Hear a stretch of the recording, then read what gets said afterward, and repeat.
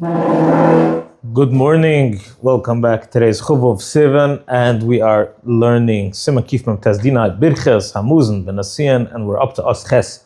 מחזיר גירושו, someone that takes back the woman that he divorced. Ein Amram, we're not going to say שמחת במאוינוי. And also, Basido Rishoina b'yom hanasiyin Amram sheva brachas. The first meal, the chasana night, we say sheva brachas. Mekam v'aylach ein Amram klim.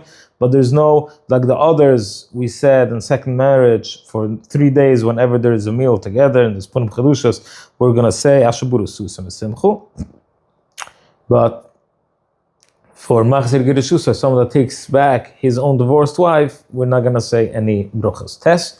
Mitzvah l'samayach chusna kala. There's an extra mitzvah to be m'samayach the chusna kala v'lirkod lefuneu, and to dance in front of her, of the kala, and to tell her she nua v'chasida, to tell her that she is beautiful. Midlushan v'tisu chayin v'chesed. Chasida is that she has the midah of chesed. V'tisu chayin v'chesed lefunav. In Mutzini, and we find Rabbi Yehida bar Ilua meraked lefnai kala. Rabbi Yehida bar Ilua would dance in front of the kala, so it seems like the chusn and kala should sit, and everybody should be dancing around them and being them samayach and giving them compliments. And the reason why we give compliments to the kala is because this makes the chusn excited for her. He sees that everybody likes her and that she's someone that people appreciate. You're not allowed to stare at the kala. You could look at the jewelry that she's wearing, the priyas roisha, and her hair. Some have a custom shema kala who yitamaya b'shas and sin. If the kala was a nida when she got engaged, so whenever it's going to be the first night they're going to be together where she's not a nida, that night some people make a meal, a sida, and that's not the righteous thing to do. And we should stop this minig because it's not tznius. We're going to see today soon what the halakhos of tznius is, and this is not a tznius the way to do things. But if we make a small sida for the family and we say we call it a simcha, then we're not gonna be moicha, we're gonna allow it to happen. But Shiva brachas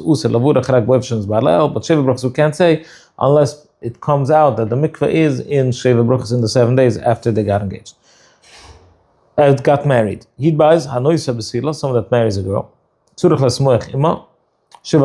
He has to be happy with her, which means he has to focus only on her for 7 days. We call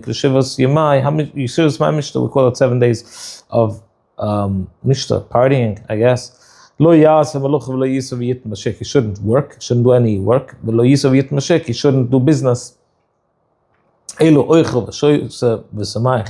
eats and drinks and he's happy with her. No matter if he was single or he was already married before. Even if she says it's okay, you could go out to work, he is not allowed to. He's not allowed to work. And he cannot go out by himself. He needs a shomer when he goes in the street. Someone that marries a woman that's in her second marriage, if he's also he's a widower. So only 3 days they have to do this. If he's single, some say you still have to have sheva brachas v'kivin shemavarchim v'zula sheva brachas. Of course, for him, we're going to say sheva brachas. Why? Why does he need 7 days with her? Because we make for him brachas for 7 days. We make 7 brachas. But for that, the wife, because she's in her second marriage, she could be moichel, and he will be able to go out to work. A chusn that's getting married, and within Sheva Brachas is going to be a fast day. Ayin la'el Siman Kif Chuf Aleph. You could look into Siman Kif Chuf Aleph to see the halakhos. Someone that marries a woman, he has to sit with her for a whole full year. He doesn't go to Uman, he doesn't travel around, he stays home. He doesn't go away for business without her, only if they go together. Because sheneimar le'yaitze b'tzava, you don't go out in the military. Nuki yelabaysa shuna ichas. He should be clean. Clean with her means he should be only with her shuna achas for an entire year. V'simachas ishta, and he should be focusing and should be content with his wife. Aval isha yichod limchol, but the wife could be moichel and allow him to go to Oman if she finds that necessary. Yeah, if she appreciates it, then she could allow him to leave in Shuna Rishona. Siman kifnian hilchas tznius abo yid zayin seifim alaf ru'i ludam lahar al satzim b'gdish yisayir. A person should regularly carry himself with extra kedusha, and with a clean mind, and with emotional maturity, when he is intimate with his wife. He shouldn't be silly. Maybe I don't know. I should look into the art scroll. What? How to do this? How to say this? Sorry, just a second. Here we go. He shouldn't be light-minded with his wife. Lo yanabayil piv b'divrei havai. He shouldn't debase his mouth with words of levity, frivolity. He shouldn't speak not nice things. Why? That we come up, and the Pusik says that when we come up in Shemayim, after we pass away, they tell the person, Imaged Udam, they tell the person, so Darshi Rabbi Zainizal, Amri Rabbi Zainizal, that we tell the person everything that he spoke about, even the Sichikala, even the light conversation between a husband and wife, Magidin Lo B'Shasadin, the Bezdin Shalmala is going to tell him, is going to recount to him in the day of his judgment. You shouldn't discuss with her, not when they're intimate and not beforehand. You don't have a conversation when you're intimate about random things, only what pertains in the context of being together. If they were angry, you can't be together in that time when you're mad. So he could speak to her to calm her down and to reconcile and to appease her. And they should be together in the most tznius way. Which means the man is on top and the wife is under. I didn't say it right.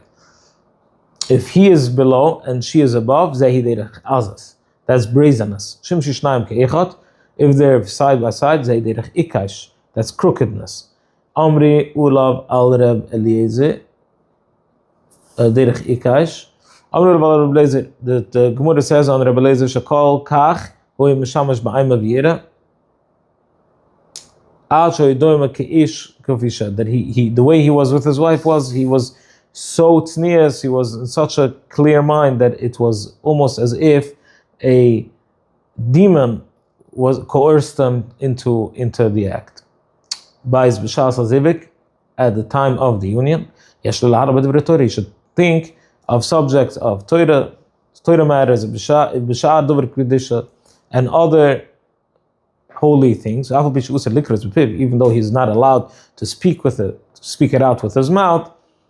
Hirir mitir, to think, hirir mitir in mitzvah. Hirir is allowed, he's allowed to think about it, and it's also a mitzvah, in fact. Ki hirir aina kedibir le'niyazeh, because in this situation, thinking is not speaking.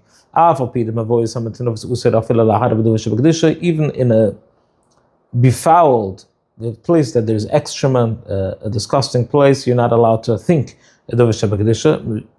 Why? Because over there is a requirement that it says that in your camps you shall be holy. Because Hashem, what does the Pusik say? Miami song. Because Hashem is with you, in your machanechu, and because of that, v'yemanechu kudosh. Avo haichedu hu usir, he mishem erva. Over here, it's usir not because v'yemanechu kudosh, because it's erva, because midachsiv ervas dubar. It's because it's a matter of nakedness. Because there's erva, you're not allowed to speak it. But dar shirabasani is al dibir usir hirin mitir. When there's erva, you're not allowed to think, but you're not allowed to speak it, but you're allowed to think it. Gimel usir l'shamash loraner. You cannot be intimate in front of a lamp. Apal pisham apal b'tlisa. Even though he covers himself with a cloak, with a blanket. Aval im usir mechitza gavoy yitvochim lo ifnai aner. If he puts a mechitza, a partition, 10 tvochem in the height mitir, then he is allowed. You're not allowed to be intimate by day. Elu b'bayis, ufel only in a dark room.